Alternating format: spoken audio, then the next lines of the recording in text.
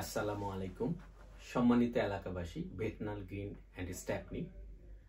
আপনারা জানেন আমি এখানে স্বতন্ত্র প্রার্থী। আমার কয়েকটা নির্বাচনী প্রতিশ্রুতি আছে। 8টা টপিকসের উপরে আমি কাজ করব আপনাদের সাথে। বিগত বছরগুলোতে আমি চেষ্টা করেছি কাজ করার জন্য, ইনশাআল্লাহ আগামীতেও করব। আমার 8টা টপিকসের মধ্যে ইমিগ্রেশন একটা টপিকস। এই টপিকসে আমি সমস্ত সমস্যার কথা এখন বলতে চাচ্ছি না, যেটা আমাকে না বললেই নয়।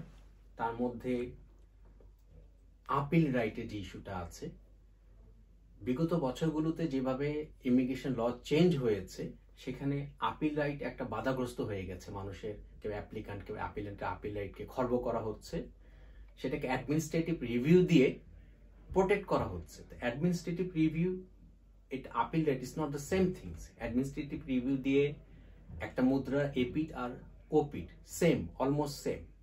তাতে দেখা যাচ্ছে আপিলান্ট বঞ্চিত হচ্ছে সুবিচার থেকে বঞ্চিত হচ্ছে, জাস্টিস থেকে বঞ্চিত হচ্ছে, ফেয়ার জাস্টিস থেকে বঞ্চিত হচ্ছে।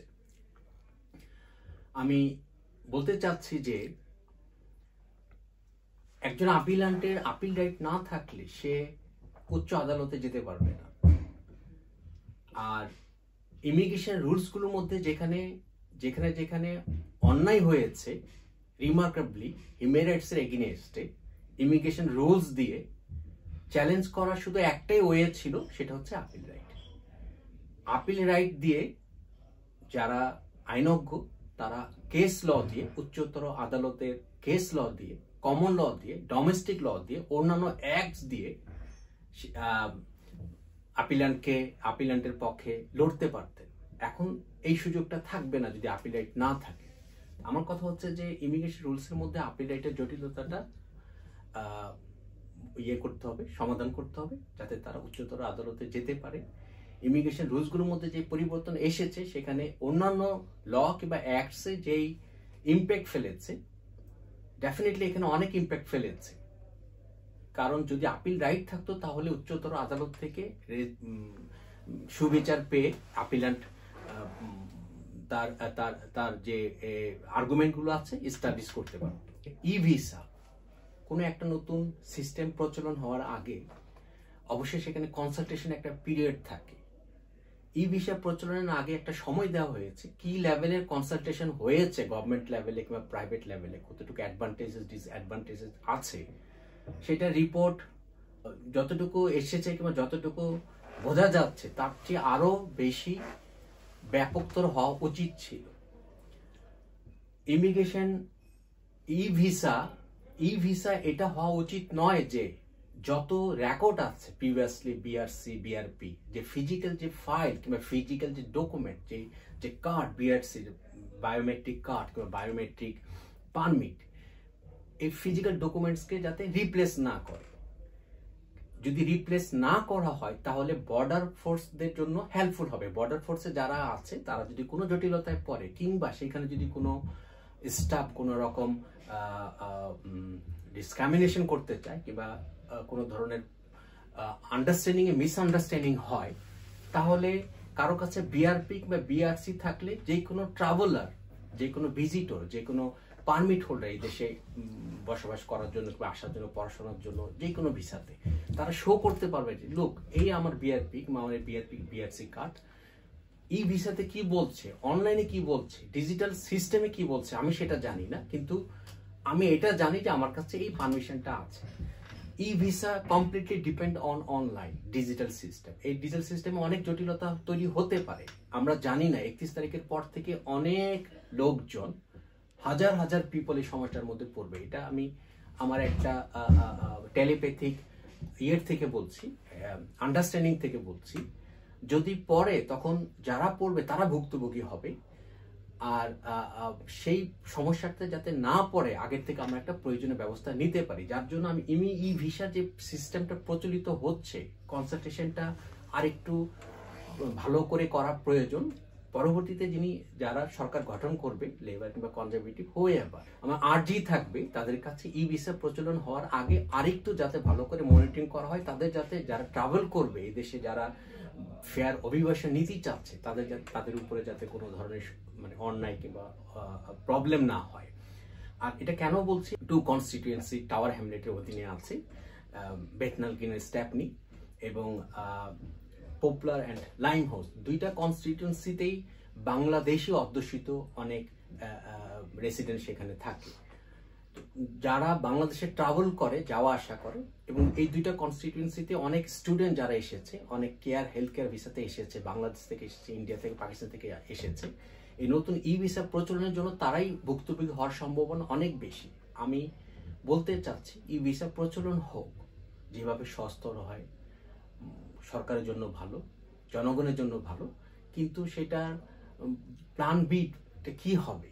আর ভিসা যাতে বিআরসি ফিজিক্যাল বিআরসি রিপ্লেস যাতে না হয়, মানুষের কাছে যাতে বিআরপি থাকে, ফিজিক্যাল বিআরসি থাকে, এটা হচ্ছে আমার বিষয়।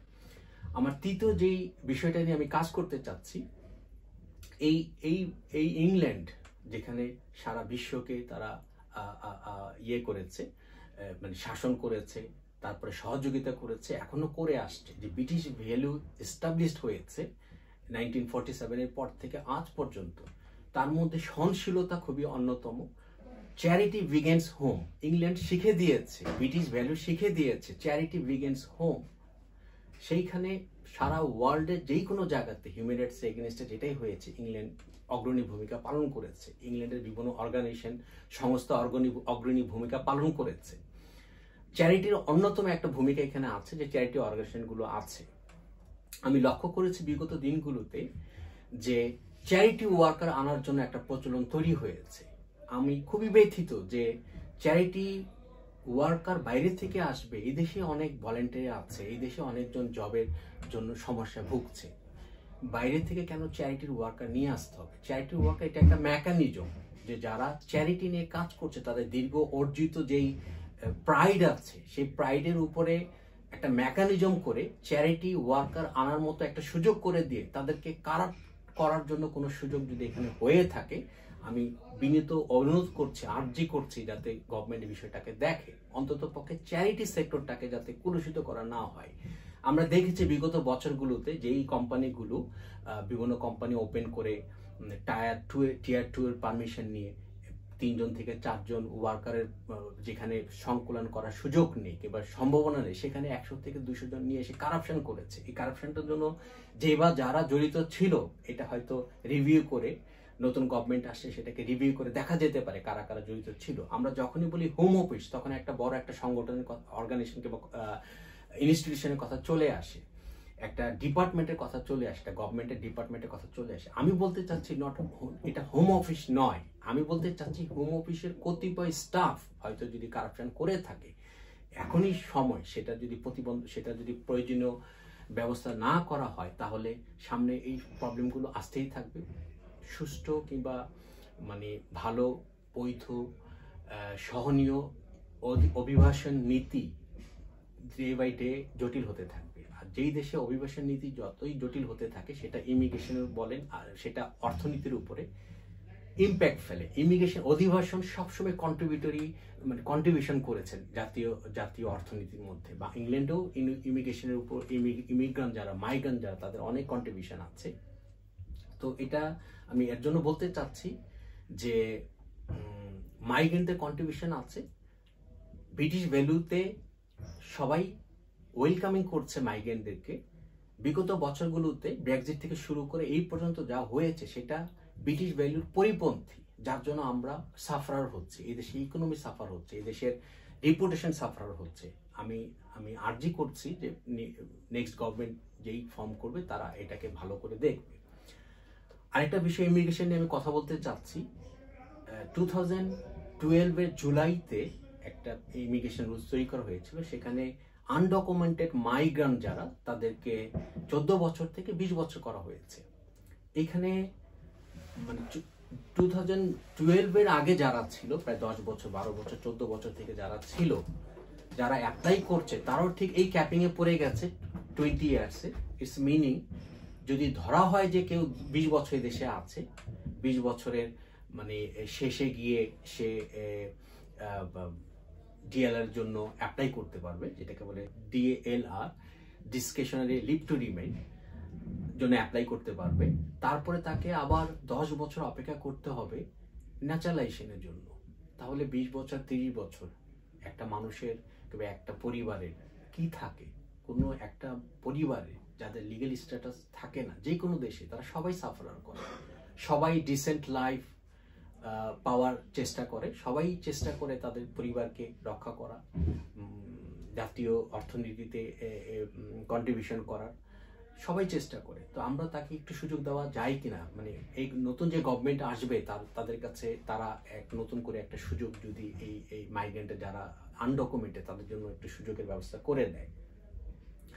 বিগত বছরগুলোতে আমরা দেখেছি অনেক অনেক মন্ত্রী, অনেক মিনিস্টার এবং বরিস জনসন উনি নিজেও আনডকুমেন্টদেরকে ডকুমেন্ট লিগালাইজ করার জন্য কথা বলেছেন। যখন উনি ক্ষমতায় এসেছেন তারপর উনি এটা নিয়ে কাজ করেনি। এটা খুবই অনেক মাইগ্রেন্ট যারা দীর্ঘদিন থেকে বিভিন্ন সমস্যা আছে তারা ব্যথিত হয়েছে।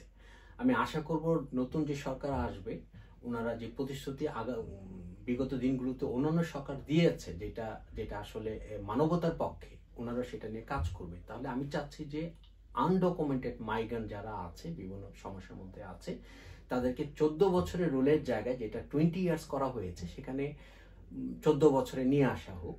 তাদেরকে ইমিডিয়েটলি যারা 14 বছরের প্রমাণ কিংবা আগের বিভিন্ন ডকুমেন্টসের প্রমাণ দেখাতে পারবে, তারা যাতে লিগালাইজ হওয়ার একটা প্রক্রিয়ার মধ্যে আসতে পারে, এটা একটা বিষয়।